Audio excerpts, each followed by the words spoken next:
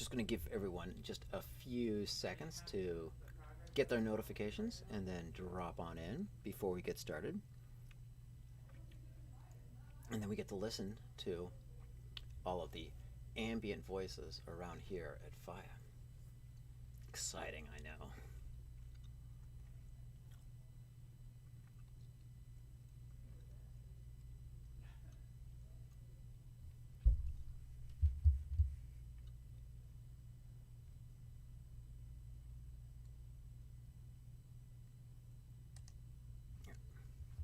All right, well, let's get this show on the road.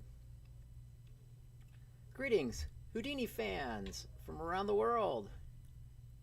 It is 3 o'clock and it's Friday Eastern Standard Time, and that means it's time for Houdini Secrets Live. My name is Chris, and I will be your host for today's episode.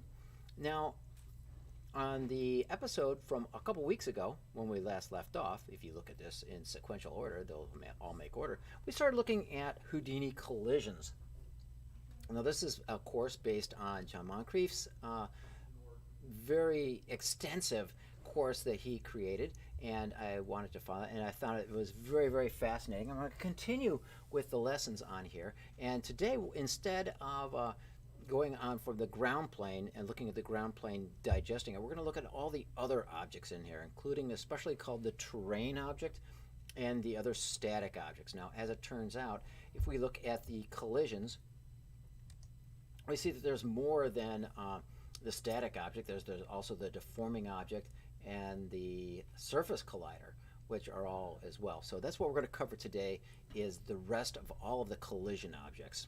So let's get things started with looking at what exactly is a terrain object and how does it function and how does it behave. All right, I'm going to start off with a brand new project here. And so all I'm going to do is add a ground plane here.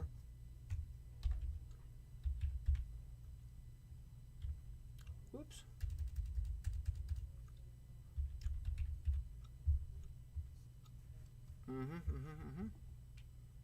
Okay, so my bad. I guess I'm out of time. I'm going to go ahead and add a ground plane object here. Go ahead and go click that. There we go. Then we've got our auto dop network and our ground plane object all ready to rock and roll.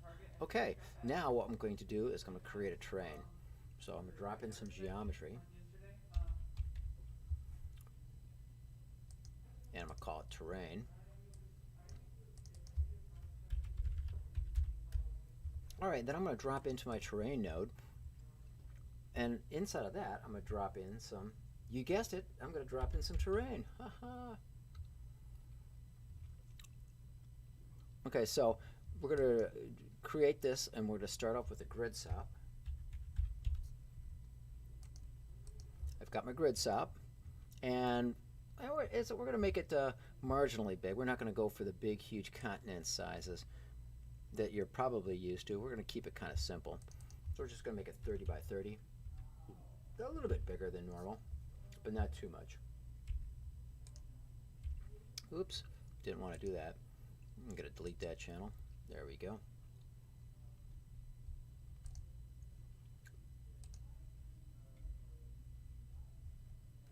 Okay, I'm in my... There we go. That's what I wanted. All I wanted was a Pepsi, right? Okay, for the rows and columns, I'm going to put those to 60 apiece. So we're going to get some fairly detailed information here. All right, we've got that. Then we're going to go ahead and toss in a mountain sop. Give it some irregularity. And with that, I'm going to change the height to 4. Give it a little bit of that. And the element size, change that to 5.15.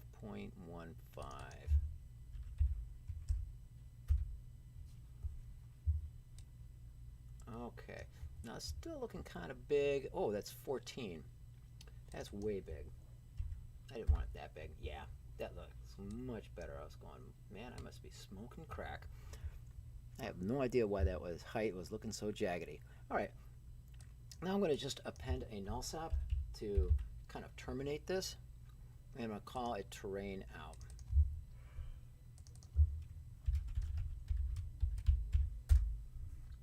All right, set the display onto that. All right, cool. I'm going to go back up onto the level. And then I'm going to, at the object level, and then I'm going to select nothing, and then turn this, click terrain object. Hello. I don't think that went. Okay, there we go. I'm going to go ahead and click my terrain, hit enter, and there we go. Now we should have, now not much happened. How do we know that something happened if we drop inside our terrain sub? We see that we have an attribute create, and then we go into the auto network, and then we see that we have the terrain object in conjunction with the ground plane.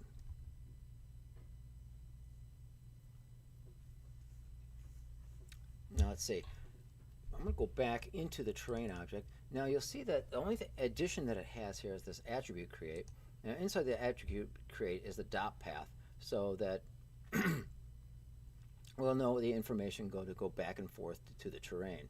And so here we have this this attribute, and so this is going to be used inside of the actual terrain. So I'm going to go back up in here, go into the auto network. All right, now let's compare the ground plane and the terrain. So I'm going to go and crack open a spreadsheet here. Inspector, geometry spreadsheet. All right, so we have both of this information. Then we have our terrain and our ground plane going at us here. So we've got those, both of these things going bad at it. They both are very similar. Now I'm going to unlock the terrain sub. Now, yeah, actually these objects, they are actually digital assets, so you can unlock them and drop into them. So I'm allowing the editing of the content. I unlocked it, I'll drop into it, and there is our lovely terrain object. Okay, and there's that, and I'm going to bop up here, going to crack open the ground plane object, and we got that there. All right, so we've got go inside. Now both are looking very, very similar, but there are some kind of differences. Now I'm going to go drop inside the terrain position.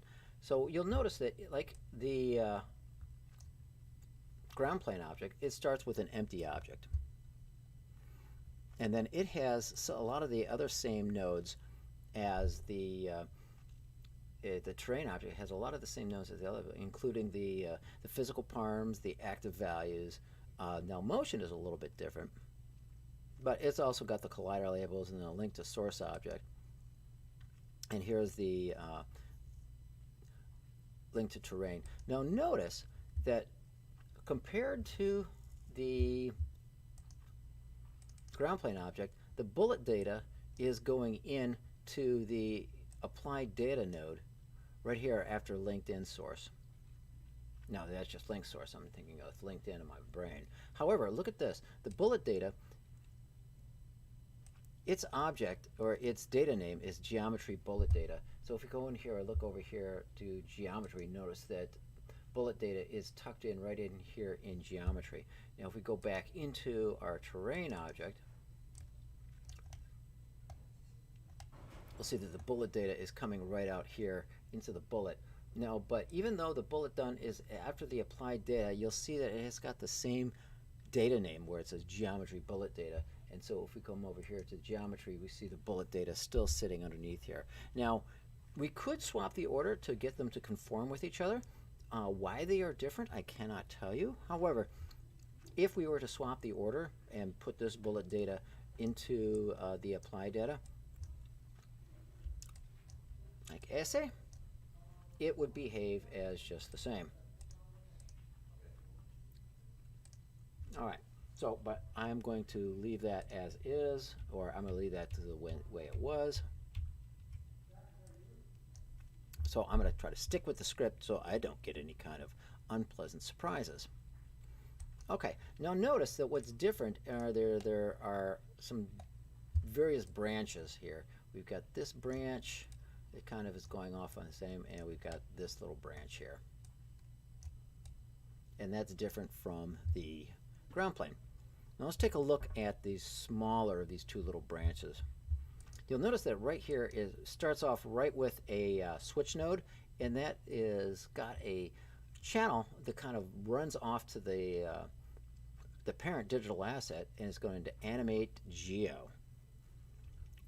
And that means does it use deforming geometry or not? And so let me click on here. And where is animate geo? Let's see. Boom, boom, boom. Using deforming geometry. You see, if we hover over this.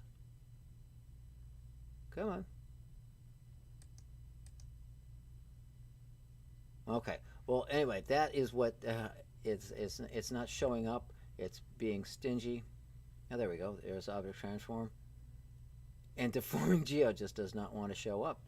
Come on. Don't be bashful. It's being bashful. But just to prove this, if we go into our type properties and we look at our parameters, we will see that the use deforming geometry right here is our animate geo. And so this basically says, are we going to work with a dynamic object or not? All right.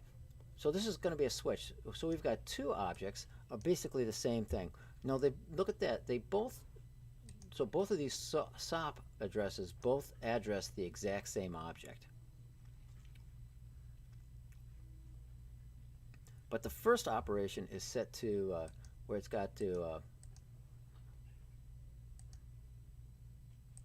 where looking at it, it says where it's got the set initial, and the second one means set always.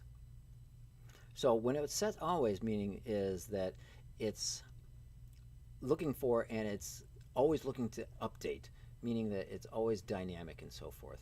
But you'll see that they both have the same source of the same render params. And so those are both going into the same thing. And really this is all at the end of the day is the difference between the two. This one is going to be static and this one is going to be dynamic. And so you can get rid of one or the other depending on which one you're going to use. Now let's take a look at the larger of the two branches. You'll see that the switch is going to the exact same parameter. One is dynamic and one is going to be static. We go up here, both come back, and they both have the same file data cache. Ultimately, at the end of the day,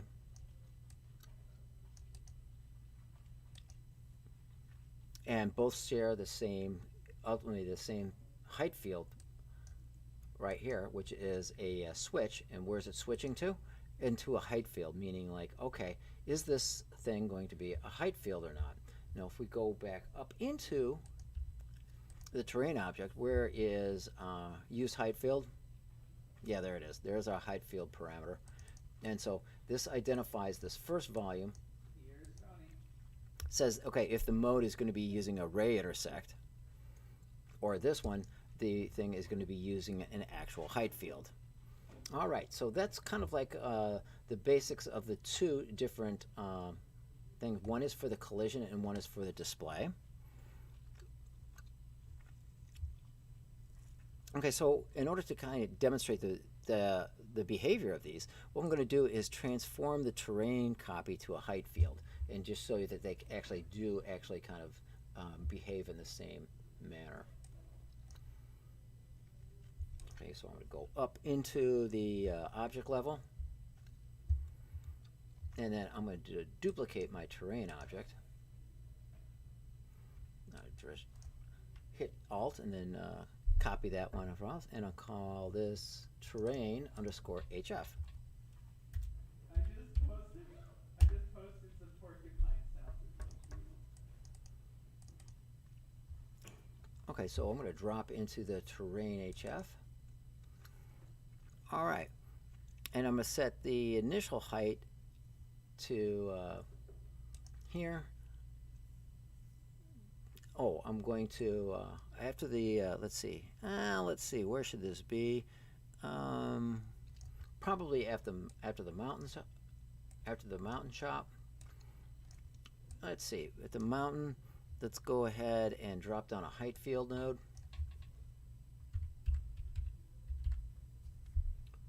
All right,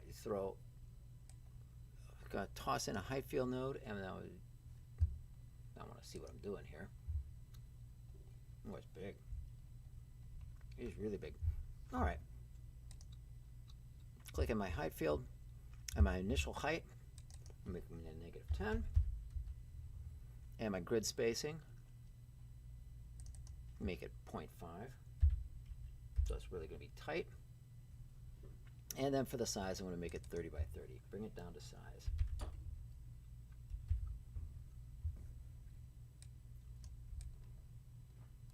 Okay, so it's just a little bit lower than the other one. All right. Now what I'm going to do is drop down a height field project.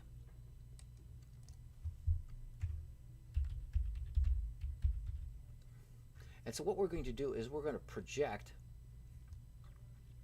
the mountain shop onto our height field and make the height field conform to our mountain shop. So I'm going to click into that. And then we're going to click into here. And so what we have now is the projection of the original mountain shop is now conformed to the height field. So now our height field now is that. But because we have this, we don't need our attribute create any longer. So I'm going to go ahead and get rid of that. All right. So I'm going to return back to the object level. And then I'm going to convert this terrain height function into a terrain collision. I'm going to click that, and it should do it automatically. Okay, I'm going to drop into the network, and then we see our terrain HF, which is now an individual object. I'm going to go ahead and allow the contents on that, drop into that. And now we see that everything is looking exactly the same, but we see that this order is now switched, and the volume is no longer coming from a ray intersect, it's actually come from a height field. And so don't forget that when what we're looking at here is two different volumes. When it says SDF representative, that means for sign distance field representation. And that's kind of a, sign distance fields are used for kind of a volumetric approximations. And notice that this one was clicked on automatically. So that's one of the big differences with the terrain with the terrain SOP is that a lot of this macro does a lot of this stuff for us where it hooks up the various networks and so forth. And you're going to notice that this is like a pattern throughout a lot of the Houdini nodes up here. And really what they are is just macros surrounding specific digital assets.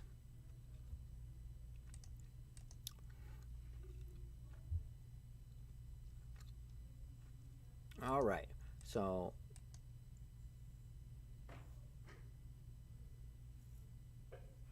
okay, make a terrain network.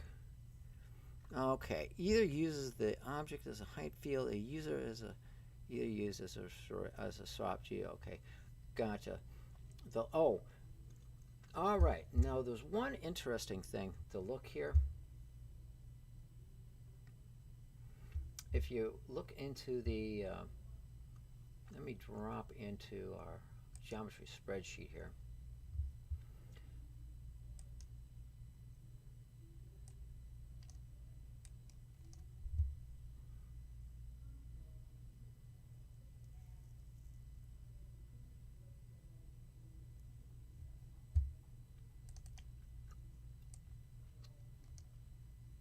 Now notice that we're using here that either is going to be using the SOP 2 geo or the SOP 3 geo, and what we're going to do is extruding using the extrusion in order to create the volume.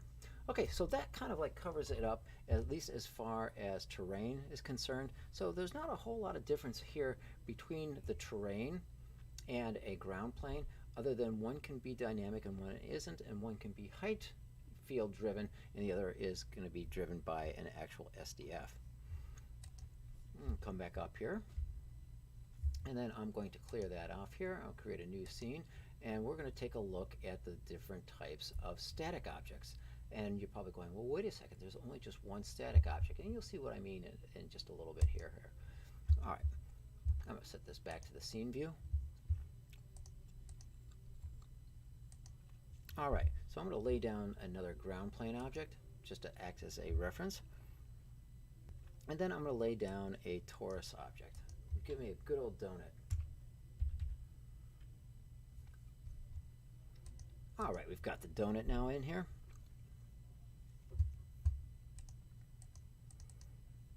Now with the torus selected, I'm going to go ahead and click the static object button. So I want this to be a static object. Click that. All right, yeah, this went ahead and did the work. If we go into torus, then we see that it added a file cache here.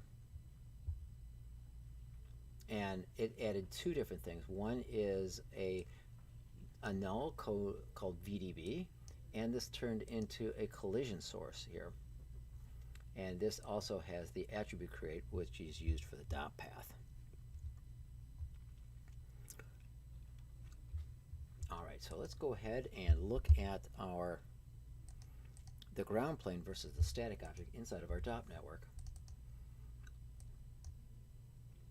Okay. Now they are different in that a static object really is is just that, is a static object. That would be, yeah, and I can help you with placing them in the right area.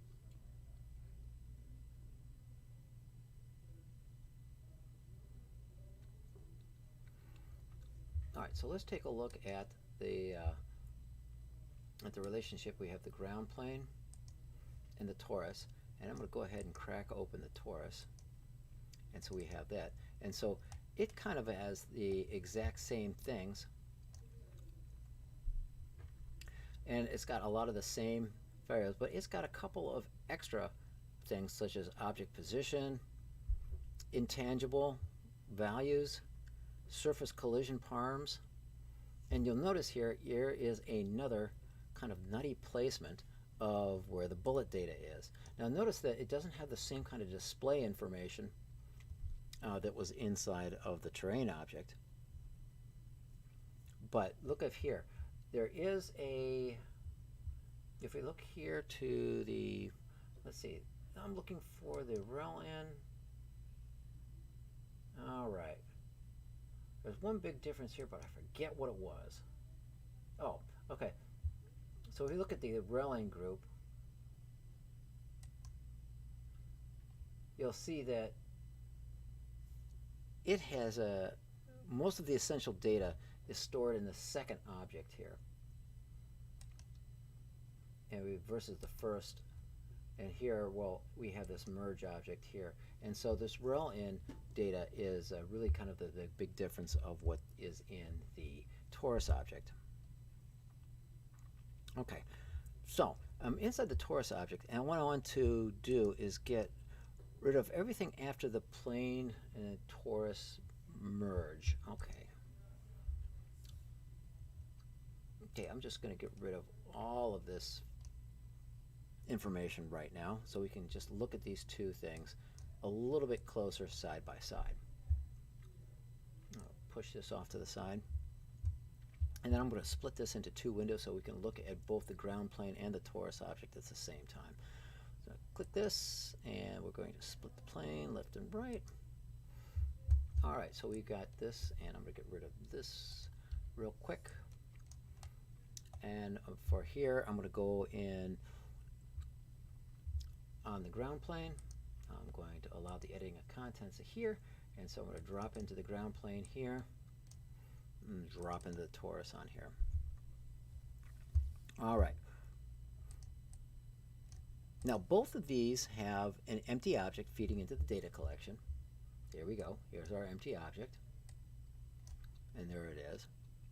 Now, as I mentioned before, the bullet data is coming off of the empty object here. This is not a mandatory rule. If we look at the P here, there it goes to geometry bullet data, and our bullet data here, you'll notice, is geometry bullet data, and so therefore our bullet data is still getting placed underneath the geometry, although those are two different techniques and two different variations for showing how to do this. Okay, now both have similar phys params. We got the physical params and the physical parameters. I'm gonna go ahead and turn that on. So these are very similar.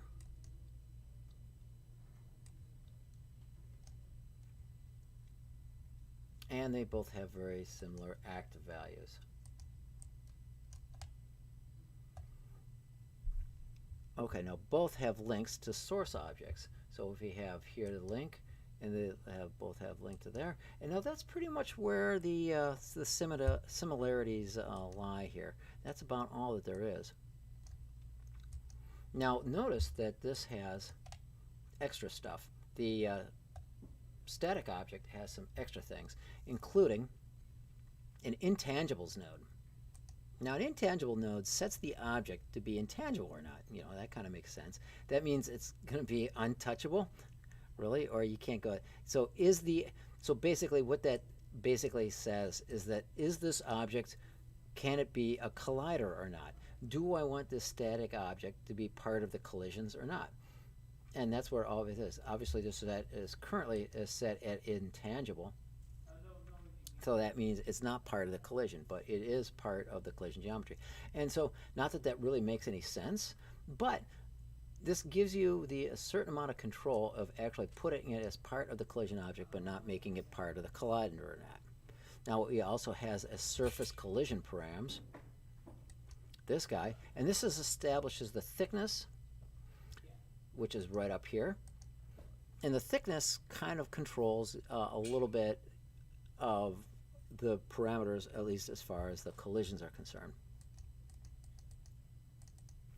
Now go ahead and we're going to look at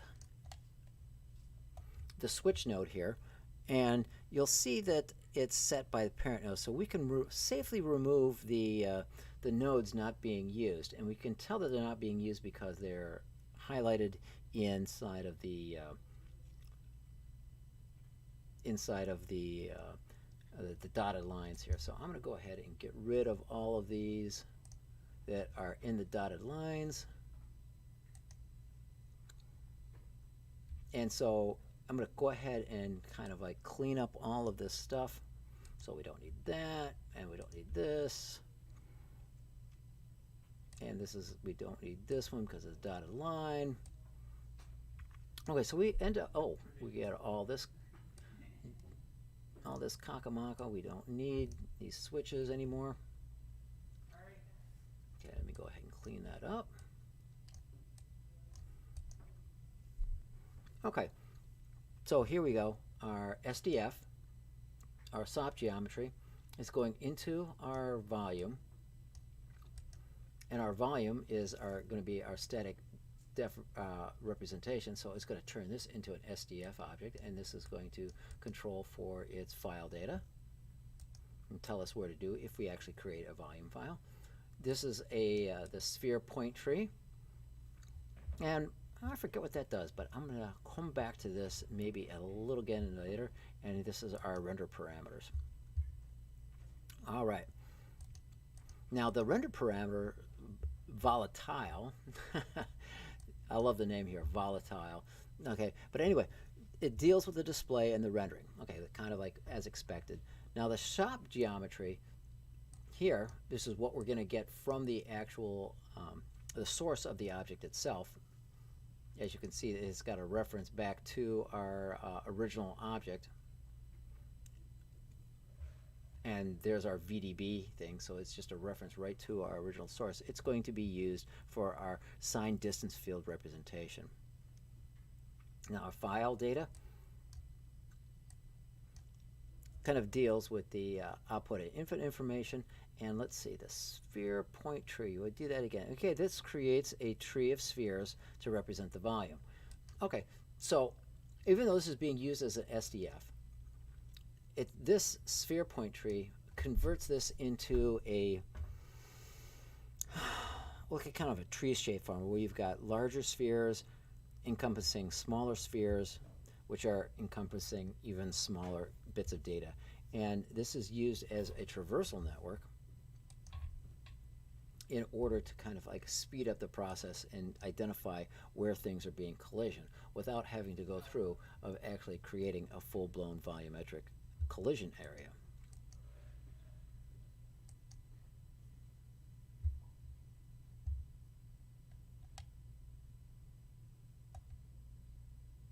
When are we going to be stopping logging hours then, if we're releasing a third of Okay, very cool. Now that's kind of the essence of what it goes into a static collision eval. Now we're going to come back to this, and because this is kind of like the basis for all the rest of the colliders into the scene. So I'm going to go out of here. I'm going to create a brand new scene here, and I'm going to drop this back into here, and I am going to, oh, let's see. What do I need this window? Let's see if I can close this pane. Yep. Okay, we don't need that one anymore. All right, cool. Now I'm going to lay down three objects, a torus, a box, and a sphere. Okay, I'm going to lay down a torus.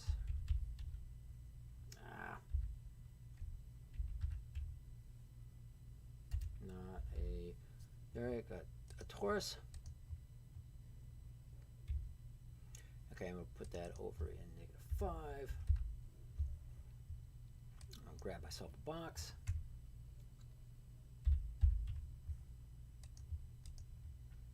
And I'm going to grab myself a sphere.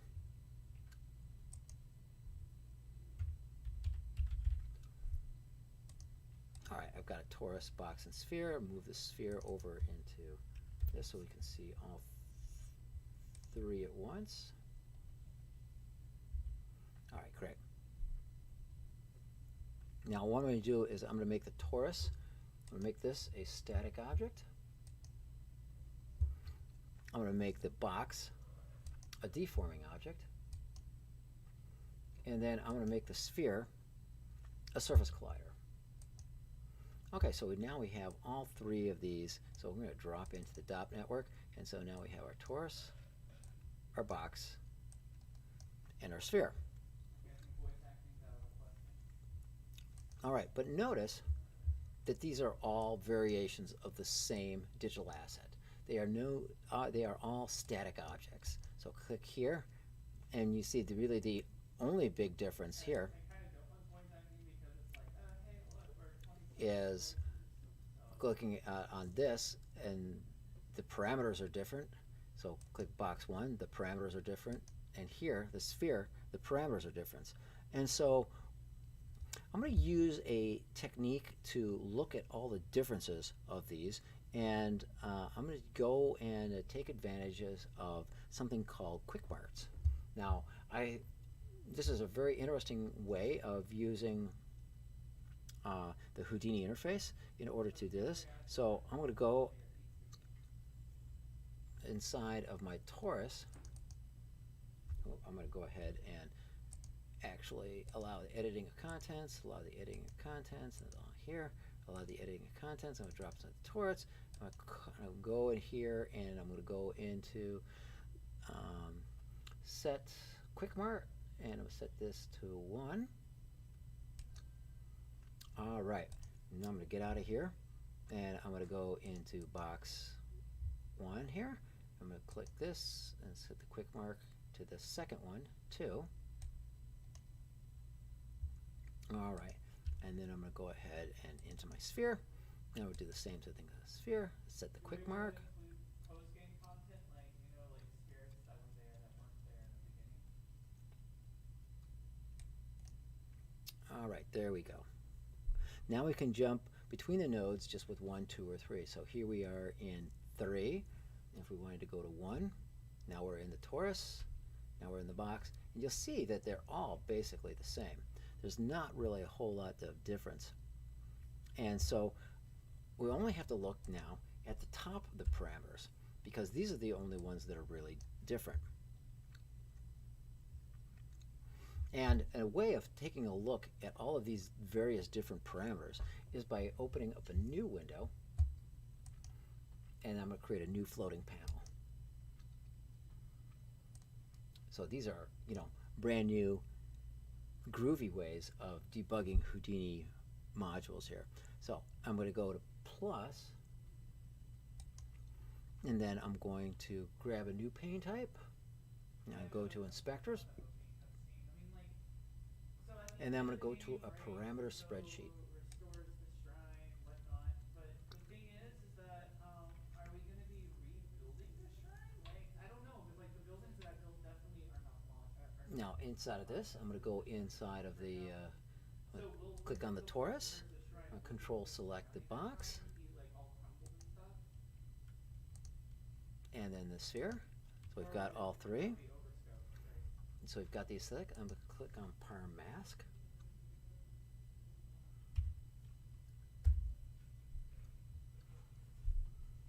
And then we can take no nodes match the op mask and filter. Okay, so let's see. How do we get this going here? Okay, we've got that. Inside of there, plus inspectors, parameter spreadsheet. Okay, we have our objects and our auto dep networks. Oh, I was doing it in the wrong place. I was trying to grab the original thing, but I should have grabbed it from here. So click on box. Yeah, there are our parameters in the sphere, in the torus, and a massive sphere, and now we see all of the parameters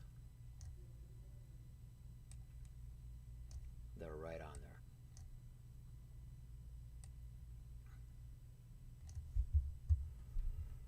Okay, there we see we got all of the wild parameters here. There's lots of information. You can see this.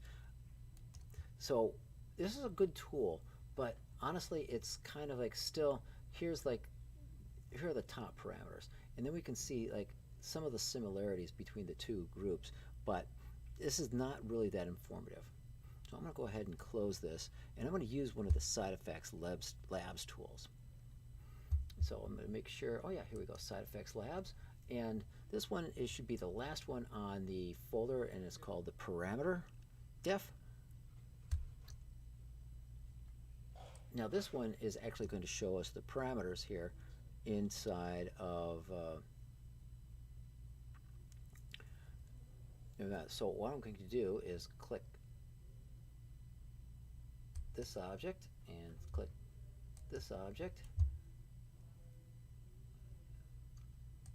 And how do we get this going again? I can't remember. Click this, and then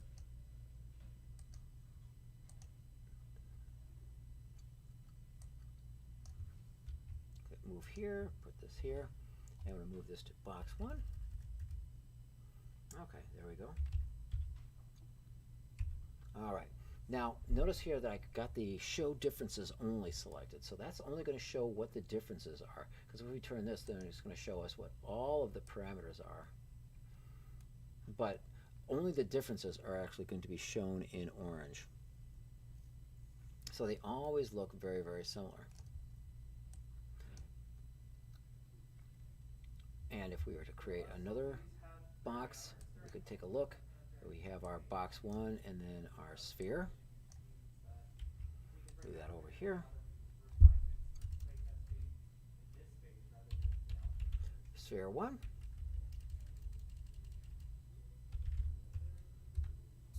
All right, great. And you'll see that really all that there is very similar, but there are subtle differences in there. And so really, the only variations are going to be is inside of the DOP object configuration. The animations are going to be different. The collision types are going to be different. And then the volume types are going to be different.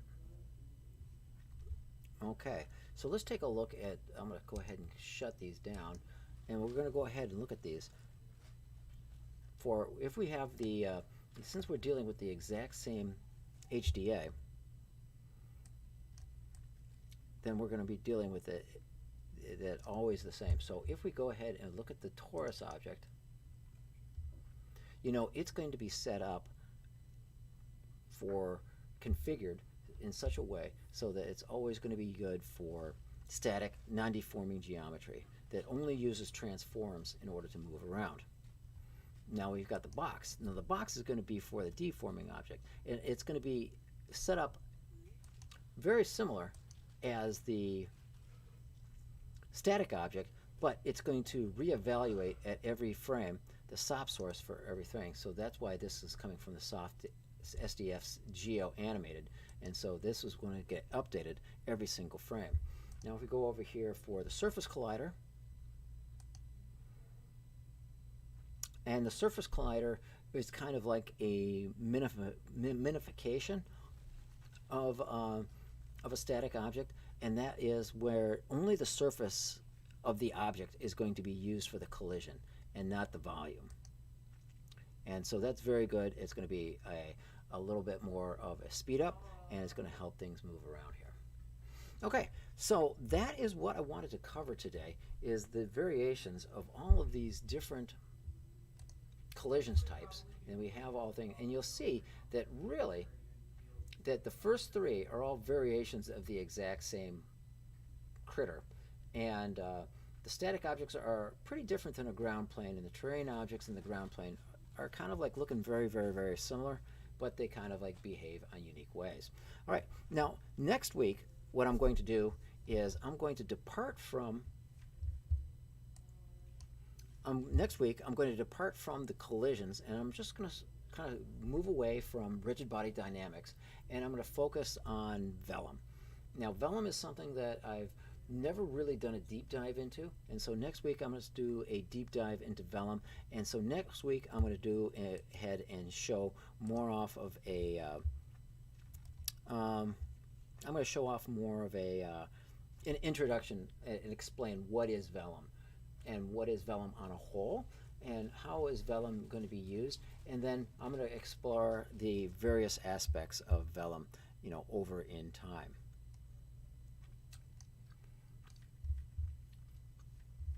Okay. Now, with that said,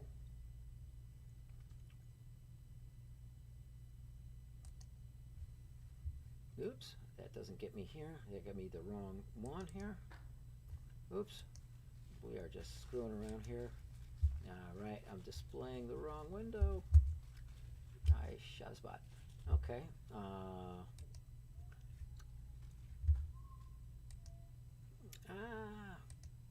Here we go. All right, great. So now we bring that up again.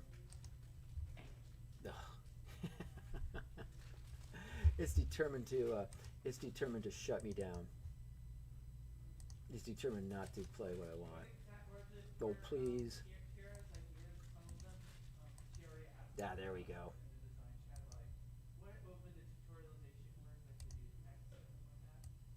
There we go. Okay, great. Okay, well, now we're going to wrap this all up.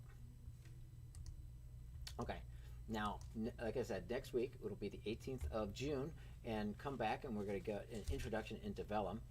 And if you like what you saw today, go ahead and subscribe to myself, or as Chris Rhoda. Subscribe to the YouTube channel. Go to the Facebook page, or check me out on LinkedIn. You can, examine all my stuff there, or go to TechArt.edu, and also that is on the Facebook and on the LinkedIn page. And if you really want to go check things out, go to the TechArtEDU.com website. They have a little opt-in button there. You can go ahead and opt into and we will give you, when you give us your email and your name, we will keep you on our database and make sure that you get updated as soon as there's any additional changes. All right, thank you very much for indulging me into my exploration into the collisions of rigid body dynamics, and for this whole kind of exploration into overall Houdini rigid dynamics. Join me next week when we start diving into Houdini vellum.